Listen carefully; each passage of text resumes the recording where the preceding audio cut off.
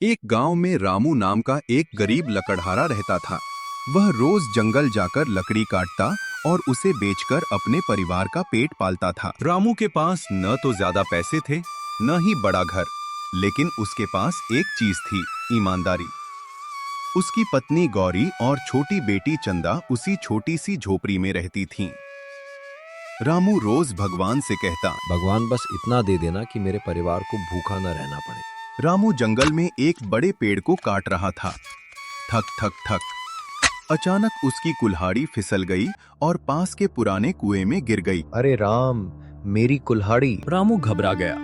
वह कुएं के पास जाकर झांकने लगा, लेकिन कुआं बहुत गहरा था। रामू बोला, अब मैं लकड़ी कैसे काटूंगा? यही तो मेरी रोजी रोटी है। तभी कुएं से एक तेज रोशनी निकली और एक सुंदर परी बाहर आई। परी बोली, क्यों रो रहे हो लकड़हारे? रामू डर गया, फिर बोला, मेरी कुल्हाड़ी कुएं में गिर गई, अब मैं काम नहीं कर पाऊंगा। परी कुएं में गई और बाहर आई एक सोने की कुल्हाड़ी लेकर।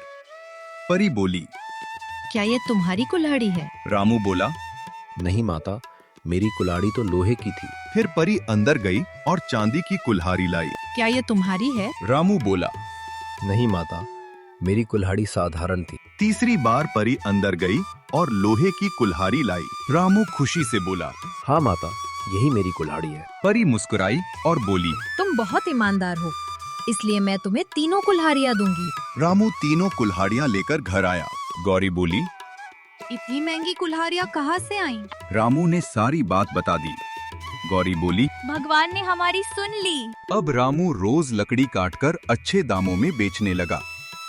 घर में अनाज आने लगा, बेटी को स्कूल भेजने लगा। रामू का एक पड़ोसी था, मोहन। वह बहुत लालची था। जब उसने यह कहानी सुनी तो बोला, अगर मैं भी अपनी कुल्हाड़ी कुएं में फेंक दूं, तो मुझे भी सोने की कुल्हाड़ी मिलेगी।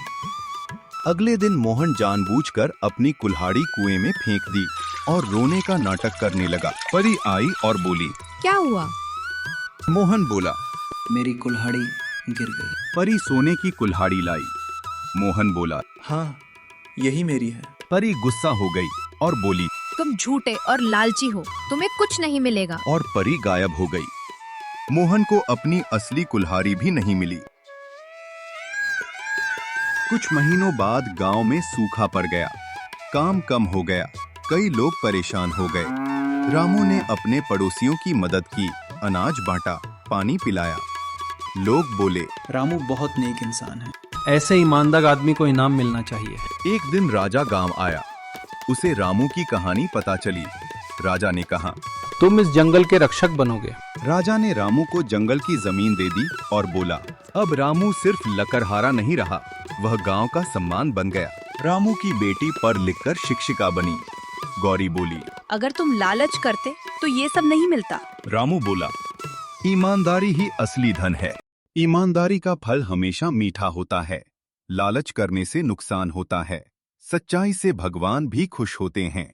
अच्छे कर्मों से इज्जत और सुख दोनों मिलते हैं।